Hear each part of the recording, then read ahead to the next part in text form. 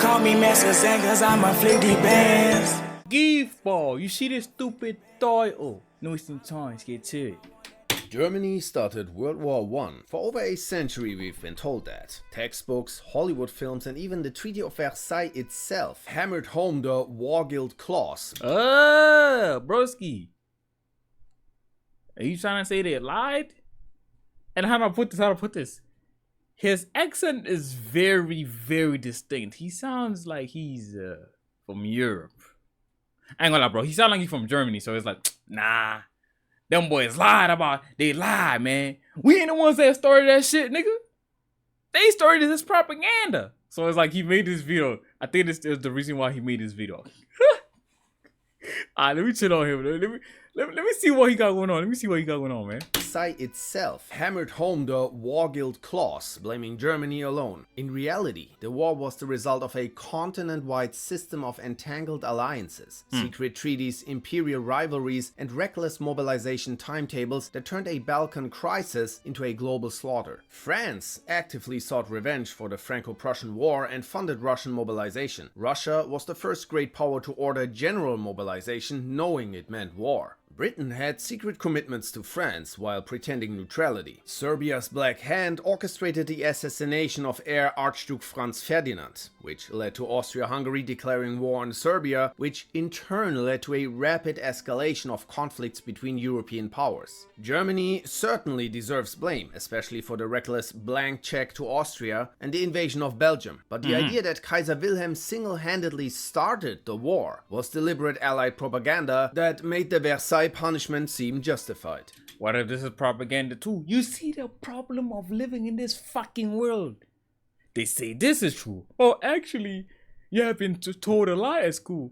It's actually supposed to be like this. Like, who the fuck am I supposed to believe, broski? Nah, man. See what this thing of politics, man. That's why, bro, I avoid the fuck out of them shits, bro. Hey, man, I did history. I almost got a distinction.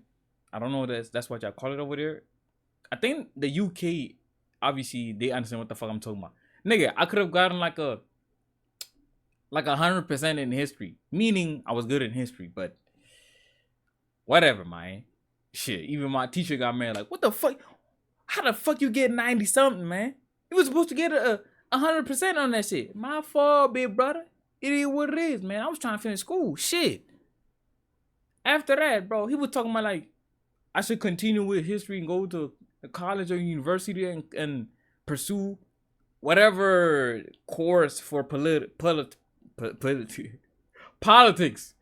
Fucking pronunciation. I'm like, I'm cool, broski. I'm cool, man. I'm not doing that shit. Politics is very stressful, bro. The Vikings War, deliberate Allied propaganda that made the Versailles punishment seem justified.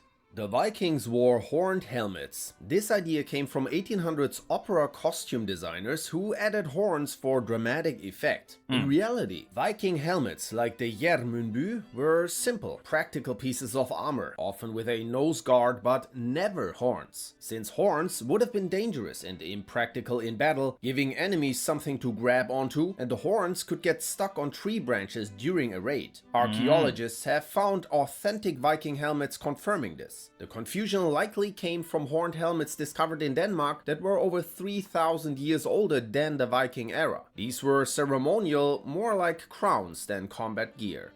Napoleon was short. Actually, Napoleon Bonaparte's height was around 5'6" to 5'7". Bro, he still... I'm going to let him explain everything. But broski, even he was whatever. Like, these are diabolical stats, bruh. I think I'm like, the last time I checked, I think I'm 5'8" or 5'9". Between those two, nigga, I still be compared. Not even I be called short. The thing is that over here in like South Africa, my height is like literally like decent average height. Since I've been alive in South Africa, I have never been called short, this and that. But if I were to move to a fucking America, I'm already knowing niggas gonna call me short. Cause I'm not fucking like 5'11", 5'10" or shit like that. Nigga, I still fuck your bitch, nigga. I'm like, hey man. Height sometimes doesn't matter. I still got that African good dick, nigga. Shit. Hold on. Let me stop, bro. But in general, bro, hey bro. I'm cool over here. It just depends on where I'm at. That's when it would determine whether you're considered short or what. In modern terms, height was around 5'6" to 5'7". In modern terms, average or above average for his era. The myth began because his recorded height used the old French inch system, which made him seem smaller when converted incorrectly. He also appeared shorter next to his tall imperial guards, adding to the illusion. British propaganda, especially satirical cartoons by James Gilray, exaggerated his size to mock him as a small, angry man. This false image which eventually inspired the term Napoleon complex, linking I was literally about to say the word, but I was like, what is it? No, Napoleon or what is it? Napoleon is it has to be Napoleon something. Or Napoleon syndrome or something. Napoleon complex. This false image eventually inspired the term Napoleon complex, linking short stature with overcompensating behavior based on a misunderstanding. The Trojan horse story, told in Greek and Roman works like Homer's Odyssey and Virgil's Aeneid, describes the Greeks hiding inside a giant wooden horse to infiltrate Troy after a decade-long war. However, no physical evidence of such a horse has ever been found, and the detailed versions were written 400 to 800 years after the supposed event. Archaeology confirms Troy was burned in 1200 BC, but not by a wooden horse. The tale was probably symbolic or inspired by real tactics, siege weapons covered in horse hides, ships referred to as seahorses, or even an earthquake that broke Troy's walls. The Einstein failed math myth is untrue. In fact, Albert Einstein was a math prodigy, mastering algebra and geometry by age 12 and calculus by 15. The myth likely began from What? Albert Einstein was a math prodigy, mastering algebra and geometry by age 12 and calculus by 15. Yo, broski.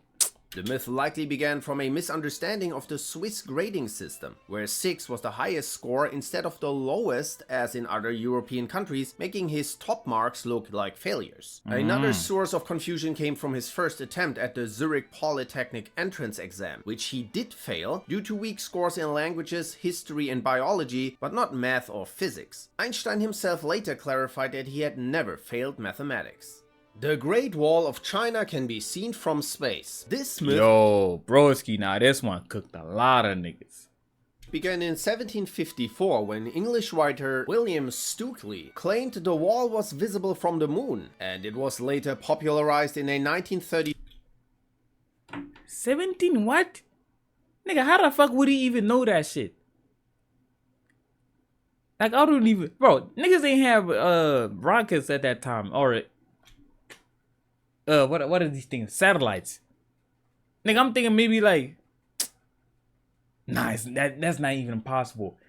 Maybe like he was looking through a telescope at the moon, and then he saw the reflection of the wall on the moon. I don't know, bro. That sounds stupid as fuck, bro. William Stukeley claimed the wall was visible from the moon, and it was later popularized in a 1932 Ripley's Believe It or Not illustration that repeated the false claim. The wall is too narrow and blends with the landscape, making it almost invisible even from low Earth orbit. Astronauts have confirmed this, noting that highways, airports, and dams are far easier to spot with the naked eye. The idea persisted because of the wall's immense length and early speculation, but in reality, only special cameras or satellite imaging can detect parts of it under perfect conditions.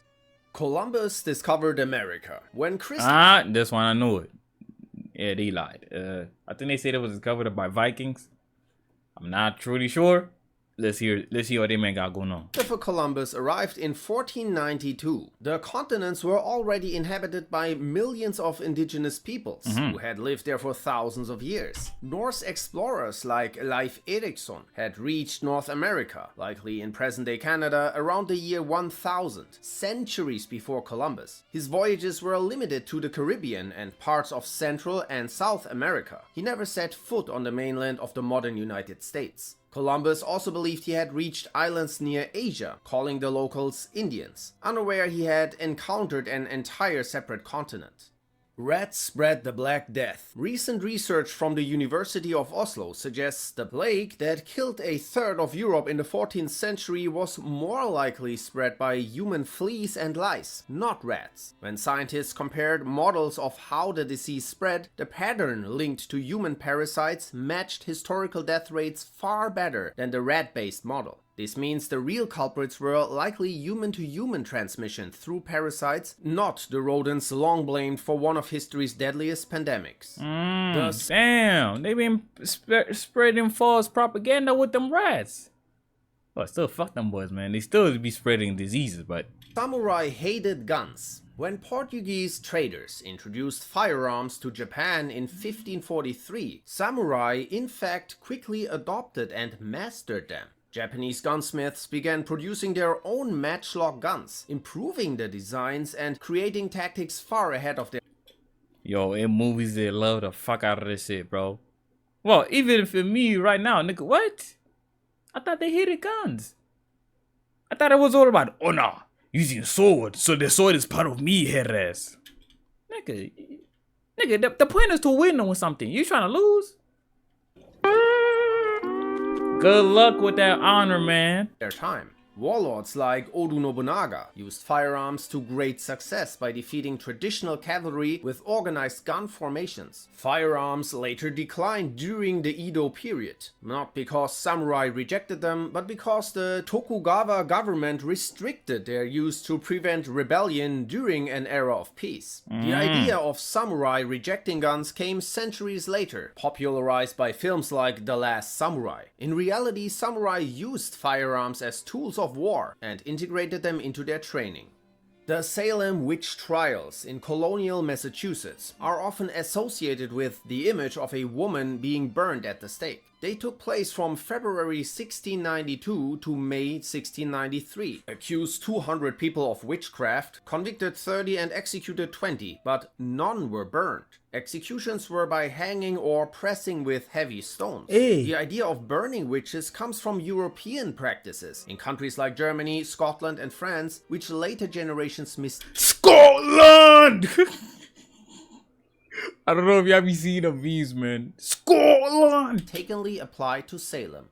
Roman vomitoriums. Huh? The common myth portrays the vomitorium as a special room in Roman villas, where the wealthy would go to purge themselves during a banquet feast, so they could eat more. In reality, Romans did not vomit between courses. Some maybe did, but at least not in dedicated rooms. The so-called vomitorium was a passageway in amphitheaters and stadiums. Its name comes from the Latin vomere, meaning to spew forth, describing how the passageways efficiently emptied large crowds, like the Colosseum's 50,000 spectators, in about 15 minutes. The misconception arose from later writers misinterpreting the term, and today vomitorium still refers to crowd exit passageways in modern venues. Jesus' birthday. Most scholars agree that the exact date of Jesus' birth between 6 and 4 BC is unknown. The Gospels of Matthew and Luke, the only accounts of his birth, do not give a month or season, though Luke notes shepherds were tending flocks at night, which is unlikely in December. Some traditions calculate his birth by assuming the Annunciation, the Archangel Gabriel's visit to Mary, occurred on March 25th, placing his birth 9 months later on December 25th. Other traditions celebrated on January 6th in the Eastern Orthodox Church or in spring or fall. December 25th likely originated from early Christians and Emperor Constantine to replace pagan festivals like Sol Invictus and Saturnalia, which celebrated the winter solstice and the return of the sun to encourage conversion.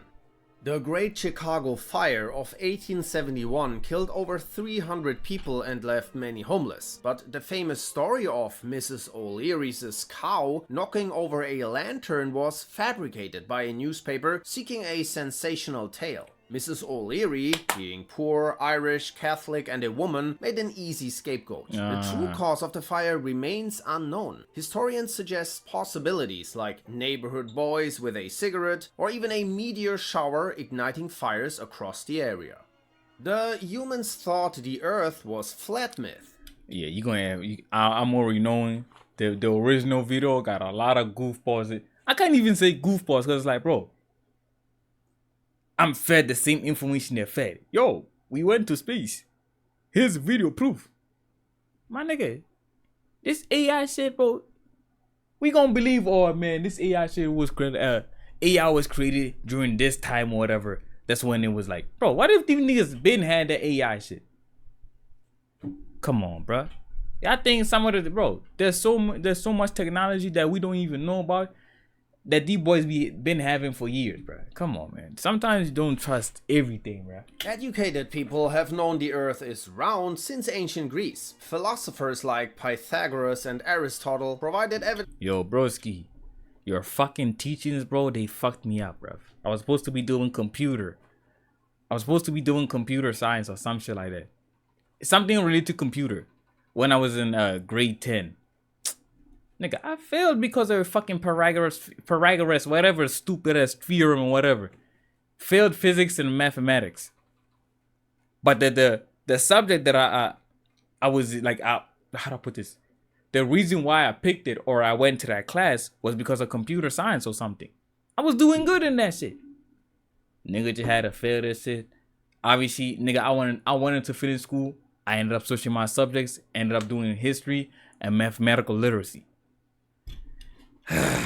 Evidence for a spherical planet in the 4th century BC. Provided evidence for a spherical planet in the 4th century BC. And Eratosthenes even calculated its circumference with remarkable accuracy in the 3rd century BC. The idea that medieval Europeans thought the earth was flat is a myth, popularized in the 17th and 19th centuries to depict a supposed conflict between science and religion. Christopher Columbus also did not set sail to prove the earth was round. His crew feared the journey would take longer than expected because they underestimated the planet's size. The Cleopatra was Egyptian myth comes from the fact that she was the last ruler of Egypt and embraced many Egyptian customs to rule effectively. But she was of Macedonian Greek ancestry from the Ptolemaic dynasty. Wait, why did I think? I don't know. From my knowledge, the only thing I know was like how do I put this? For my knowledge, it's telling me that, bro, she was not Egyptian. I don't know why do I believe that, or why do I have that information? I don't know. Maybe I watched something that explained like the Egyptian history and shit. I ain't gonna lie, I was very interested in like everything like Egyptian. I wanted to go to Egypt and see what's to it, to them pyramids, but I'm like, nah, bro. Over time, I was like, bro, I'm going to a fucking desert. I ain't gonna lie, bro. There's no need for me to do that. There's videos on the internet. I can see everything about it and learn everything about it. There's no need for me to go there. The pictures will be tough, but nah, bruv.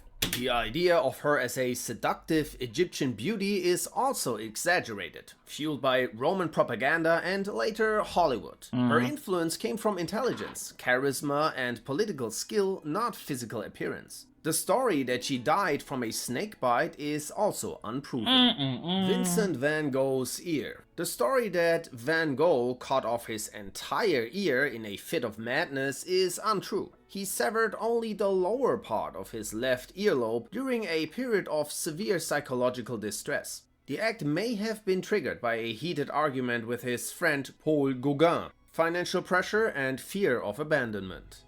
People in the Middle Ages only... Nigga, that still doesn't... It doesn't even make sense. Why the fuck... Well, hey, people with mental problems, sometimes some things you can't explain them. The only way to just explain everything, hey bro, he had mental problems. Simple. Only lived to a heated argument with his friend Paul Gauguin, financial pressure and fear of abandonment.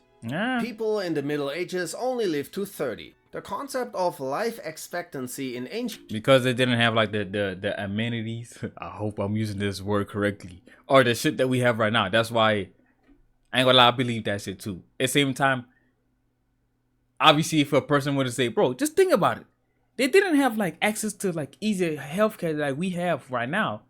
So obviously they were not like heavily taught about hygiene and everything. At the same time, people back then were poor or something like that. So it's like, obviously a lot of people believe that shit. Like, yo, back then, bro, living during those times was not it. And medieval times, people in the Middle Ages only lived to 30. The concept of life expectancy in ancient and medieval times is misunderstood. While average life expectancy at birth was around 30 to 35 due to high infant and child mortality, those who survived childhood often lived well into their 50s or 60s. The low average reflects deaths in infancy, early childhood, and the dangers of childbirth, not imminent death after reaching adulthood. Skeletal evidence and historical records show many adults lived long lives, and since life expectancy is an average, the lifespan metric is heavily distorted by early deaths.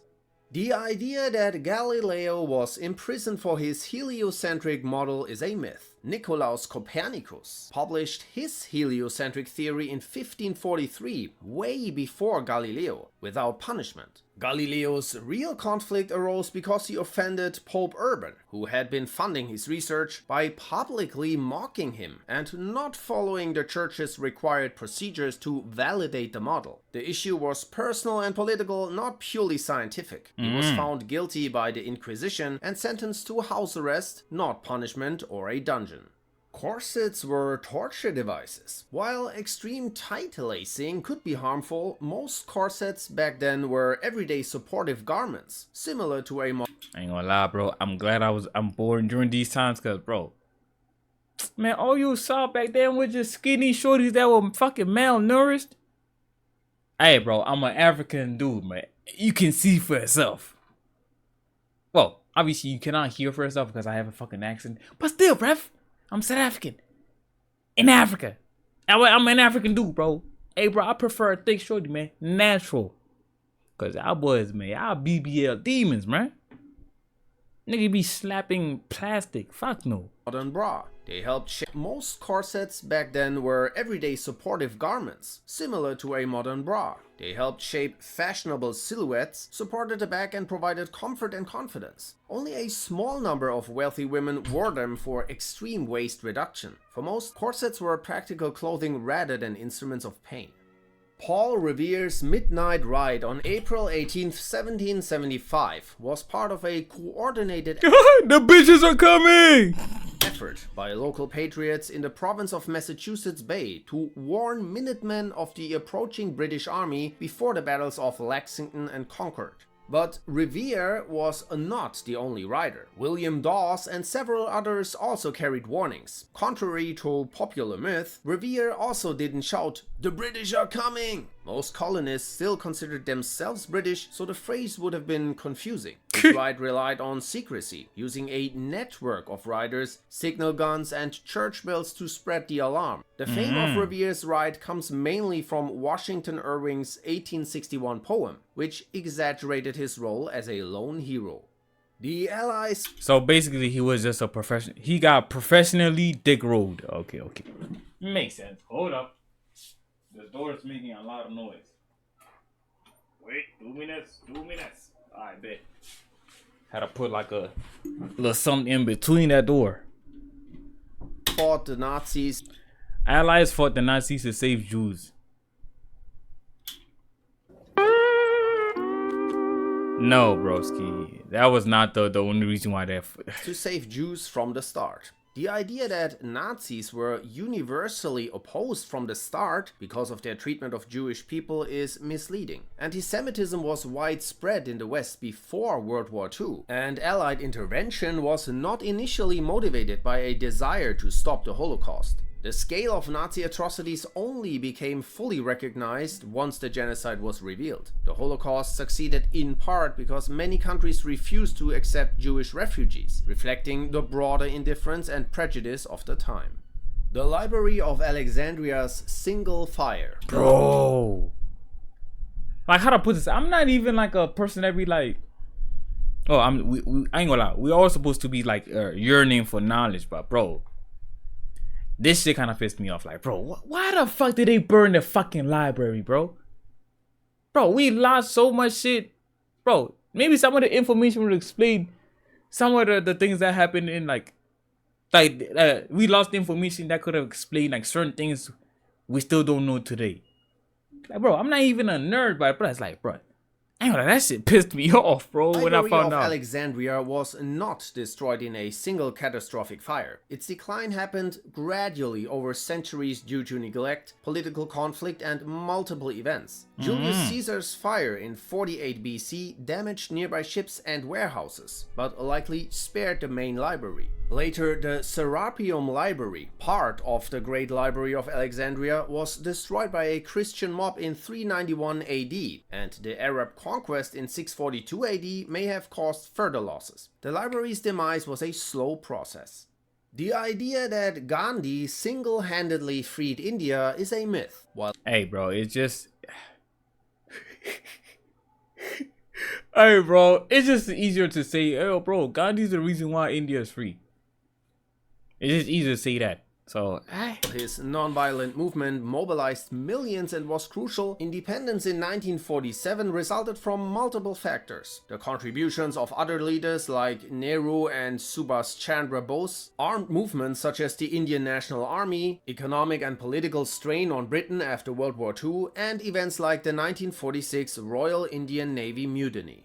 The story of Emperor Nero fiddling while Rome burned never. ooh, this nigga ugly as shit. Wait, can y'all see him? Oh yeah, I can. I ain't gonna lie, it would have been better if y'all were not able to see him. This nigga chop, bruh. Happened. The Great Fire of Rome. The story of Emperor Nero fiddling while Rome burned never happened. The Great Fire of Rome in Nero fiddling while Rome burned. What you mean? What fiddling? Are you trying to say he was fucking while Rome was? Cause obviously YouTube censored up, bro. Hey, over here we keep it real. But yeah. in 64 AD destroyed much of the city, but the violin didn't exist until nearly 1,000 years later. Historical accounts by Tacitus and others, written decades after Nero's death, combine fact with rumor. Tacitus records that Nero wasn't even in Rome when the fire began. He returned to organize relief efforts, opened his palaces to shelter the homeless, and arranged food supplies. The image of Nero playing music while the city burned likely arose as a metaphor for neglect, shaped by later writers who viewed him as a symbol of corruption and decadence. Propaganda turned a complex ruler into a cartoon villain.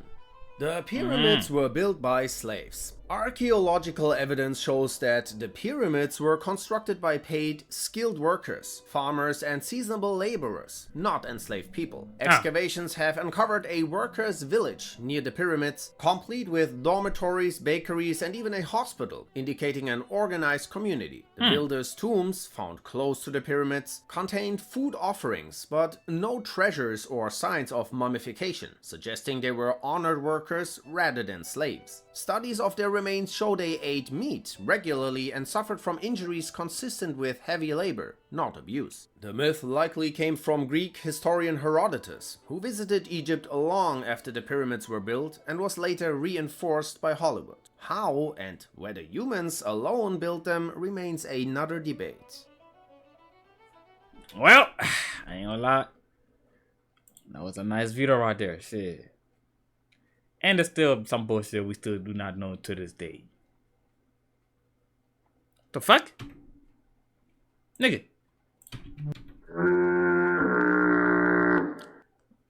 I was trying to press this fucking button. Well, I'm gone. Call me Master Zen, cause I'm a flick deep bands.